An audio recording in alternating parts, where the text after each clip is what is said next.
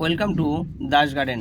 বন্ধুরা, আজকে আপনাদেরকে আমি একটা গাছের দেখাতে এসেছি। দেখুন কি করে বগনভেলিয়া মানে কাগজ ফুলের, যেটা বাংলায় কাগজ ফুল বলে, কেউ বাগান বিলাসী বলে, এই বগনভেলিয়ার কি করে চারা বানাবো ডাল থেকে, সেটা আপনারা ভালো করে দেখুন, পুরো ভিডিওটা দেখবেন, তাহলে বুঝতে পারবেন। এই যে ডালগুলো থেকে পাতাগুলোকে আমি পুরো কেটে বাদ দিয়ে দিয়েছি। এই যে পাতাগুলো কেটে বাদ দিয়ে দিয়েছি। পাতাগুলো বাদ দেওয়ার পরে এই ডালগুলোকে হালকা গোড়াটা পরিষ্কার করে ভালো করে কাটিং করে এতে আমি এই অ্যালোভেরা জেল লাগিয়ে নেব। অ্যালোভেরা জেল লাগিয়ে এই সব কটা লাগিয়ে দেখাচ্ছি না, আমি একটাকে লাগিয়ে দেখাচ্ছি। এই যে অ্যালোভেরা জেল ভালো করে লাগিয়ে নিয়ে এই যে আমার মাটি তৈরি করা আছে, 50% গার্ডেন সয়েল আর 50% কোকোপিট দিয়ে মাটি তৈরি, এতে কোনো সার থাকবে না। এই মাটি তৈরি করা এতে সব কটাকে আমি এইভাবে করে লাগিয়ে নিয়ে আমি খালি জাস্ট পুঁতে দেব।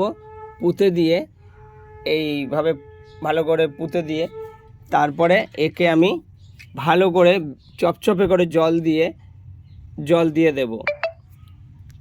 তারপরে দেখুন তারপরে কি করব সেটা দেখে নিন, আপনারা ভালো করে ফলো করুন।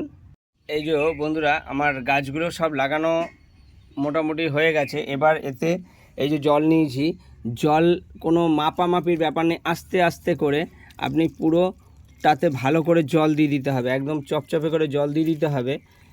জল দেখুন পুরো পরিমাণ নেই এখানে একটু বেশি করে জলটা দিয়ে দিতে হবে।